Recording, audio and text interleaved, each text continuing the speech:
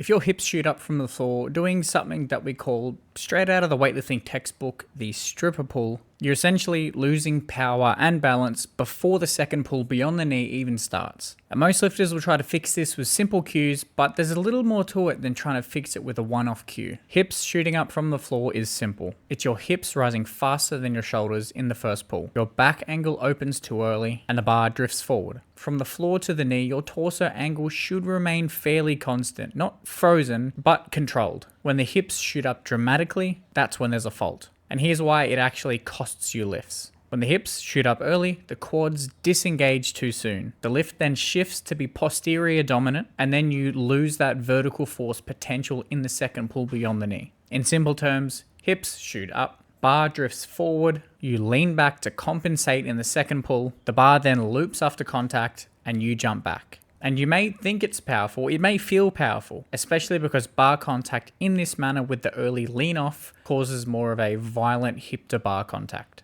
But really, you're just managing and trying to compensate for a mistake that you made from the floor. You can't exactly express that maximum power later in the pull if you've already compromised position earlier. If your hips shoot up early and dramatically, it's either one of these three faults. First, you rushed the pull from the floor. You tried to pull and pray instead of pressing through the floor with the legs like a leg press. Speed isn't the problem exactly though. Losing position is. Second, you generally just don't have the positional strength. If the knees are at a small angle from the floor, if your quads can't maintain that angle under load, your body's going to naturally shift into that stronger position, which for some means opening the hips early. The body always finds leverage. It doesn't always find efficiency, but it does find leverage, depending on the person's strengths. And third, fatigue exposes it. As that intensity rises, more weight's placed on the bar, or the volume increases, positional strength will generally drop due to this, which is normal. So if your hips are shooting up more you find above that 85 to 90%, it's more so just because your weaknesses are getting exposed.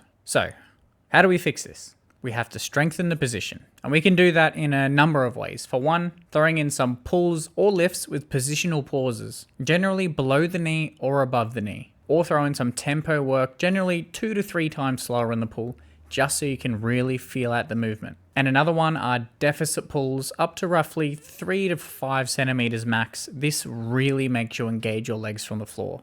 Typically working well with those longer limb lifters. You need to increase your positional strength from the floor so you're not rushing and compensating once you go into that second pull. Control from the floor, maintain that back angle, let the legs do their job. Now, there is some nuance. Some lifters intentionally adjust hip height in that first pull, depending on the lifter's build and their starting position, which is a little different from what I mentioned above, but it's worth mentioning. That intentional rising on the hips isn't exactly the same as losing position. If you're someone that has much lower hips in the starting position, for example, in order to get the knees out of the way, the hips will have to come up. You'll generally see this with your shorter limb lifters. But after this initial rise of the hips, that's when all of the above comes back into play. Strengthen the position, control the first pull, and then your second pull will have something to work with and you can really leverage your legs during this phase. Now, if you enjoyed that video, I will leave 2 recommended videos that YouTube has suggested. And if you want any further help with your lifting, I have some free stuff down below, or you can work with me personally.